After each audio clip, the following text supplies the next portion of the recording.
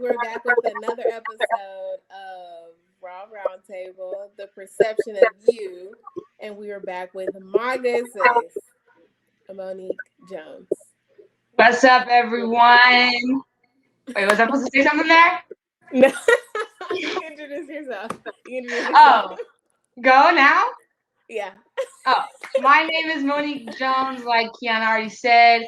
I am 17 years old. I'm a junior in high school, but also a freshman in college. I am a pastor's kid, so I play the piano for our church. And then I also have a YouTube channel with my brother where we do kind of the same thing as Kiana, but just more for teens with the sibling kind of perspective. Yes, and their channel is amazing. Absolutely amazing. So, y'all gonna learn more about her just through the questions. So I'm gonna hop straight into it. You determine the depths of how far you want to answer the questions, how far you want to go. And yeah. So question number one. What is something that's been you for as long as you can think back to? What's something that's been me? I'm gonna say, for as long as I can remember, I would say the deep love that I have for my family. I feel like a lot of people would say that they always love their family, but you can attest, like my parents and my brother are literally my best friends. And so it's always been like that, no matter how old I've been. It's always been the four of us doing everything together, going to the movies, hanging out. Before I had friends, they were my friends and they will always be my friends. So I would say just the deep love that I have for them. That's not, I was literally just talking about that with the person whose hair I just finished doing. She was like, some people think that like because you have it all, like your family is automatically like close knit, and not everybody has that.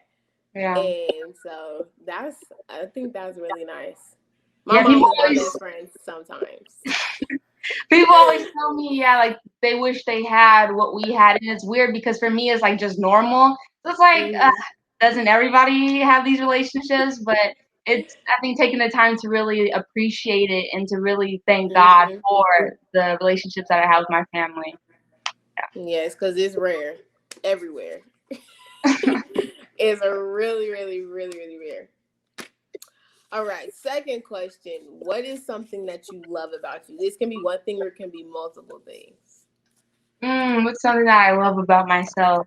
It's weird because I've been like on this journey of finding out about myself because I really didn't think that it was that big of a deal until recently. And I'm like, wow, I really don't know who I am, or I'm learning new things about me.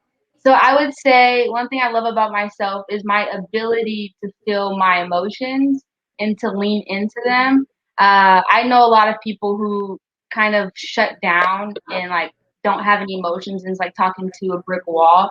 So I say my ability to feel and just cry. I know that's weird, but like I cry all the time when I'm happy, when I'm sad, when I'm mad, when I'm passionate about something. So the ability to feel is definitely something that I say I love about myself. That's very true. I tell you all the time that I be crying. Yeah, you cry a lot. Yeah. I cry for fun sometimes because I just need to release something and I don't know what it is. So I'm like, cry. Yeah, and it's weird because I'm like the only person in my family that really cries like that. They're like, "Why are you crying again?" I'm like, "I don't know this time. I'm just crying." They need to Yeah. get off your case because maybe they Any need to movies learn that from are you. happening, a show, it could be a happy show, and I'm just crying because they're back together. I'm like, what? I know. She said I'm crying because they're back together. Hey, Like I it'd don't be know if like, I've ever done that, but you know, it's like when I guess like a couple comes back together or like a family, like just those yeah. happy moments, those times where like you shouldn't be crying, but it's like, wow, that's really beautiful, and then tears just start flowing. That's true. I think when I take my mind to think that deep, then I can cry. Like I cry, but if Oh, I'm that's just what no. I'd be watching movies and TV shows deep. It'd be like real life for me. I'd be so invested. not to be invested. No wonder why they wonder you cry all the time. Yeah, it's like I'd be like, Mom, I cried again, the season finale, or Mom, it was just this one episode of her mom having a good conversation. It was just like, what? But Well, I do have a follow-up question. Then, have you ever seen or like been in a predicament where you feel like your emotions got carried away or like you felt bad about your emotions? Like it like was too much. Yeah. Um, Well, like on the flip side of that, when everything happened with my parents and they were about to get a divorce and like the resentment and bitterness I felt toward my father, I felt like that same love, like how I love hard and I love deep for my family, it turned into like a hatred. Like I hated him hard and I hated him deep. So I think that's kind of like the double-edged sword of like my ability to feel and how much I Mm-hmm. love people and feel hard because like I loved him hard and then that happened and then I was like, I hate you hard and like never talk to me and then I Yeah. down. So I say that kind of like the goodness of me feeling, but then it can also end to like never speaking to you again, which I sometimes have to check because someone can do something minor in my life and then I'm like, don't ever talk to me again. Like you're not my friend. You're blocked. I deleted your number. Like they didn't even do anything. But I think it's just that kind of double-edged sword. Yeah.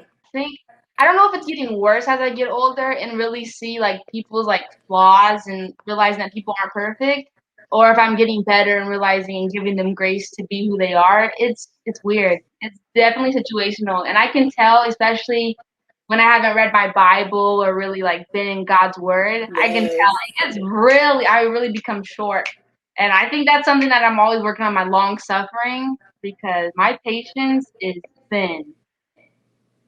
No, that's so true. I don't give nobody a chance. You probably Second you chance, like know. what? What is a second chance? I don't know.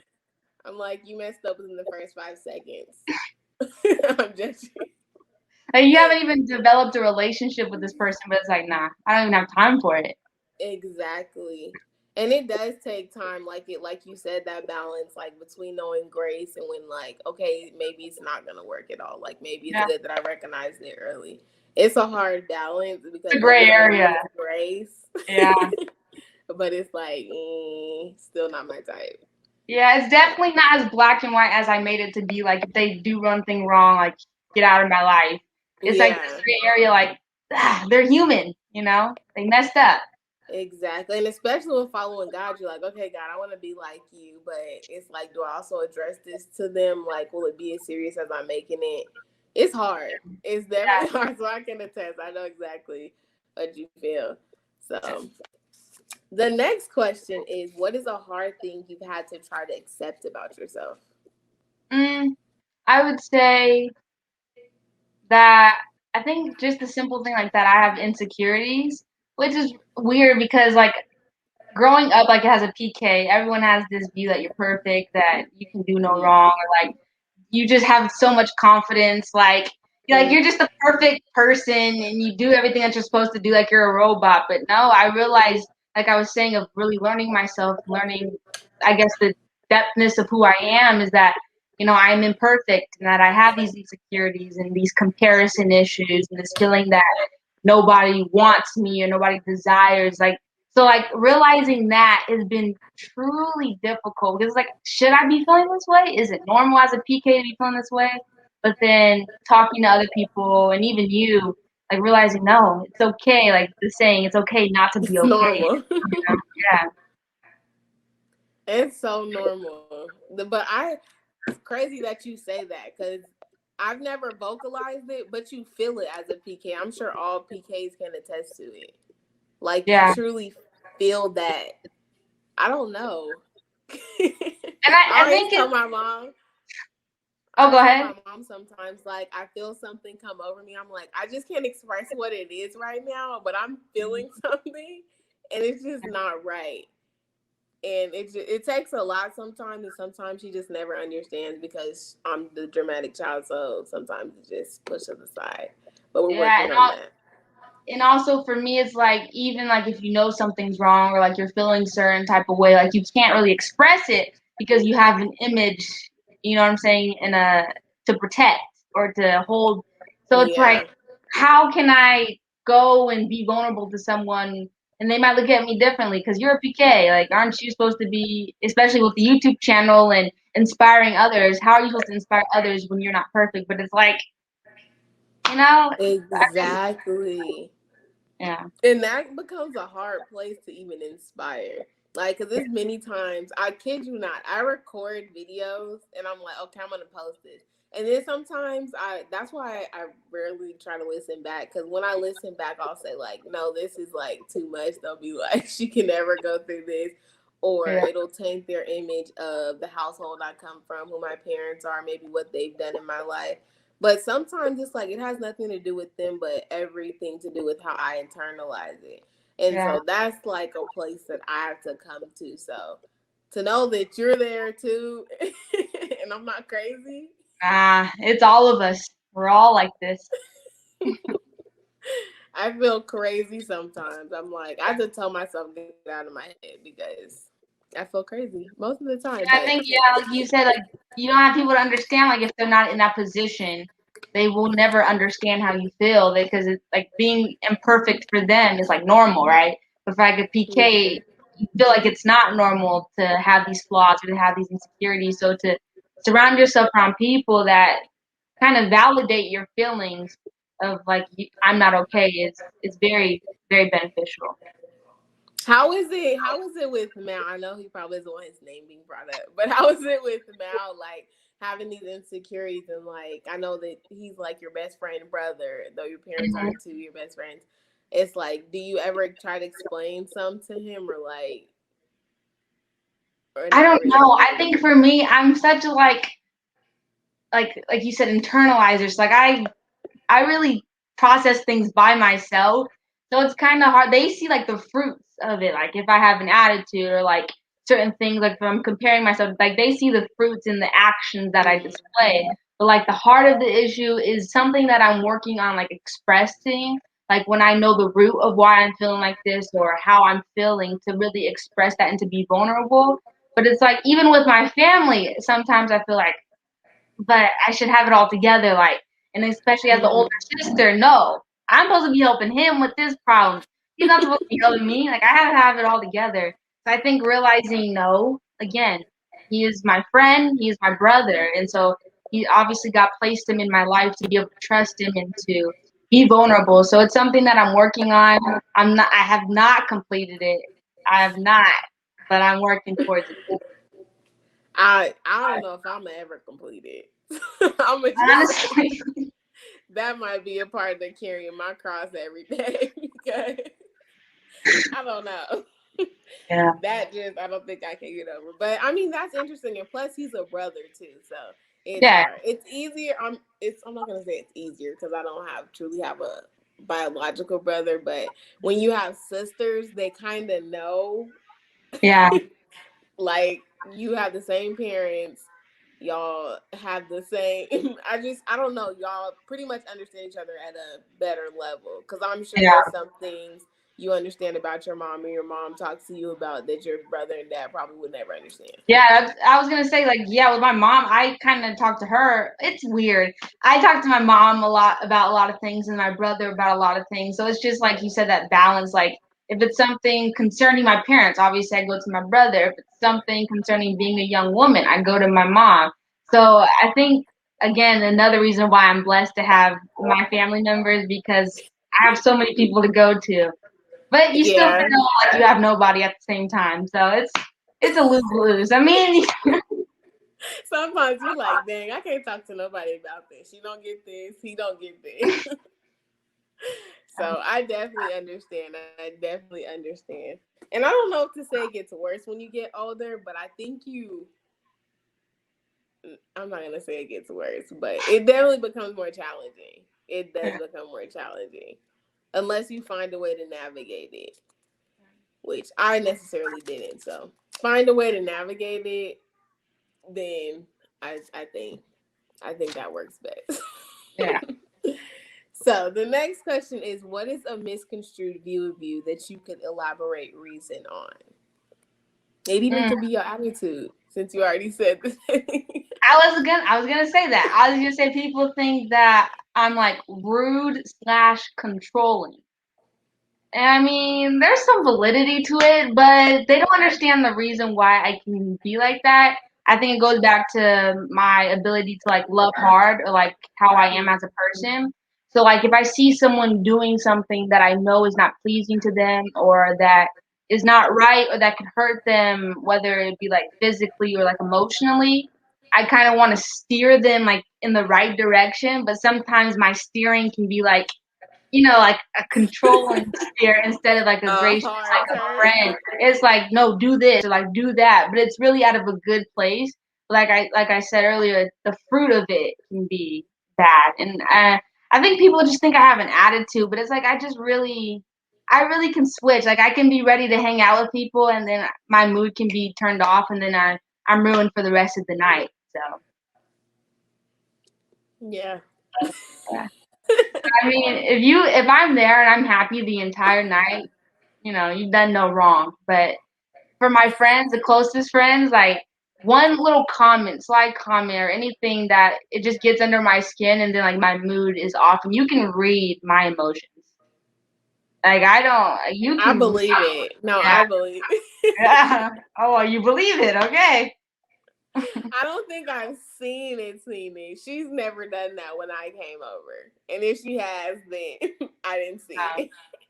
no. Malachi's a great, like he can like, I guess keep it inside and like still act happy and have all his energy and stuff. But no, not me.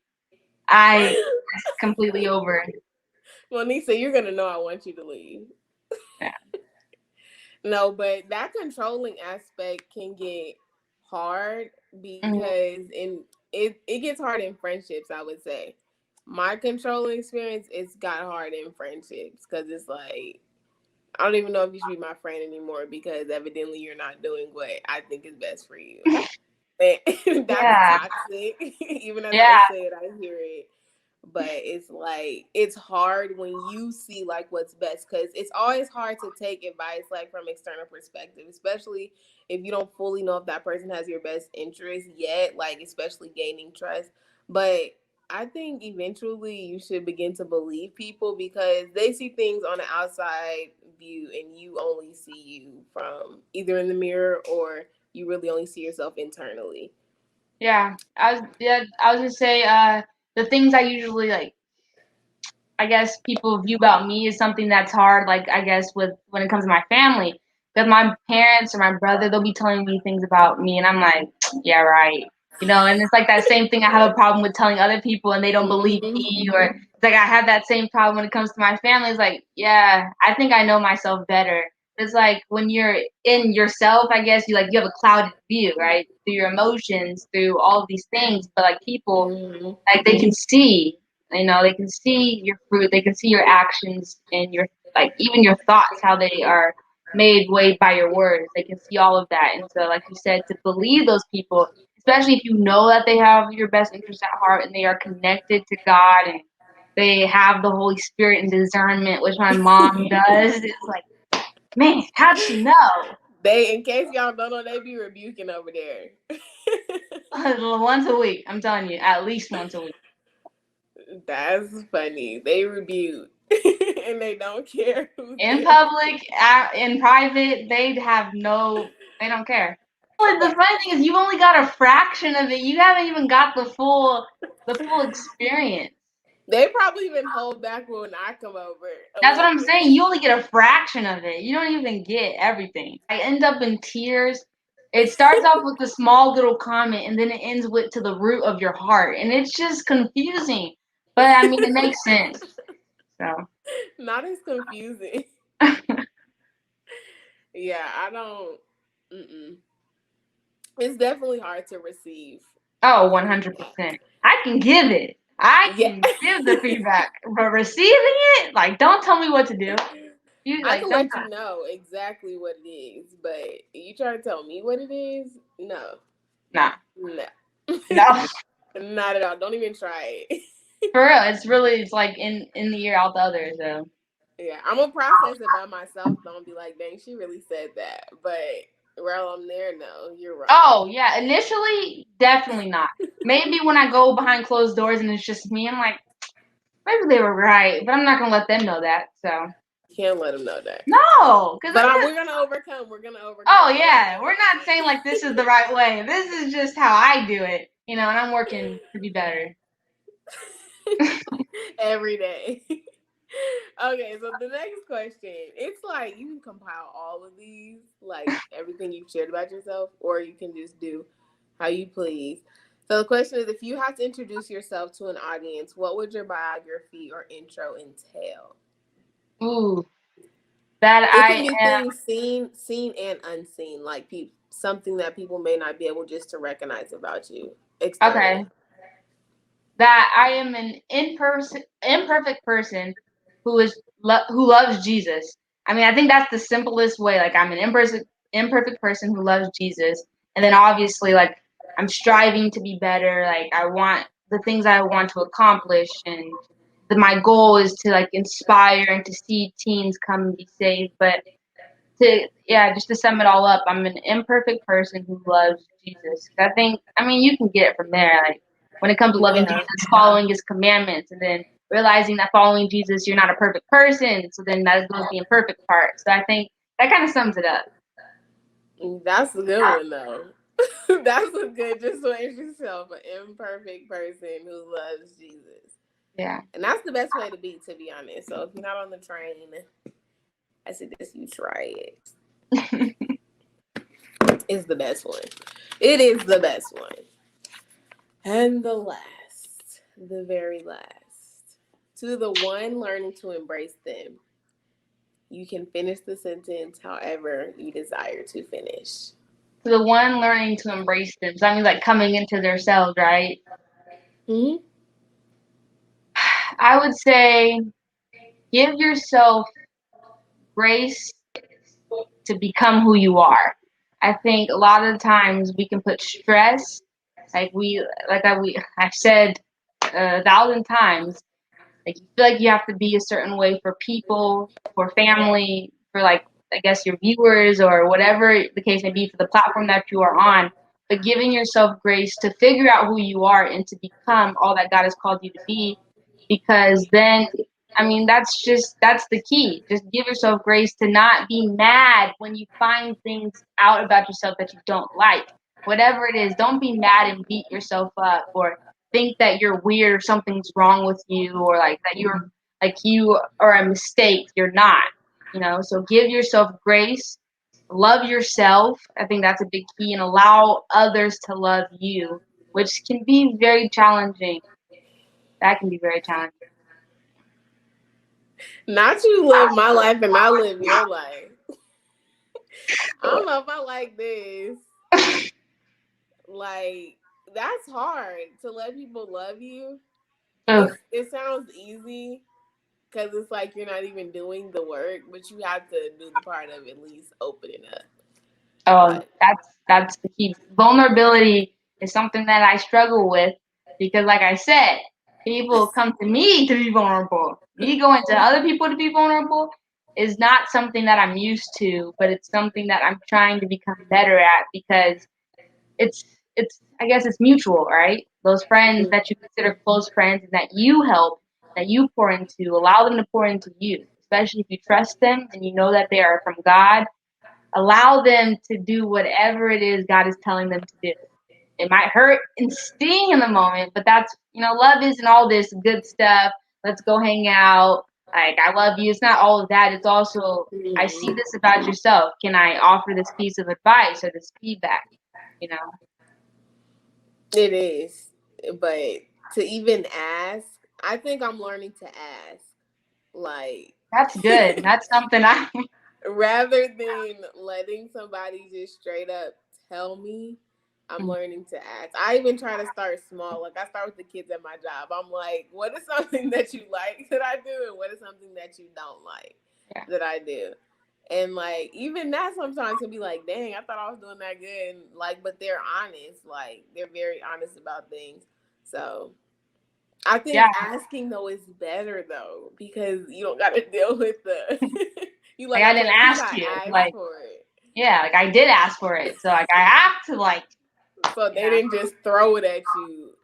So I mean, it's hard to even ask Yeah, sometimes. I was to say, even the vulnerability to ask that question, because Yeah, then you're like already, admitting that you're not perfect, and you're admitting that there are things you have to work on. So giving them that space or that opportunity to even tell you is like, I think for me is like I want to like kind of like a job interview. Make sure that this person checks off all the boxes to even put myself like in there, I guess that space to receive anything from them. But then like people aren't perfect, you know? Like there is Yeah. not going to be this one perfect person besides Jesus, what perfect person on this earth currently.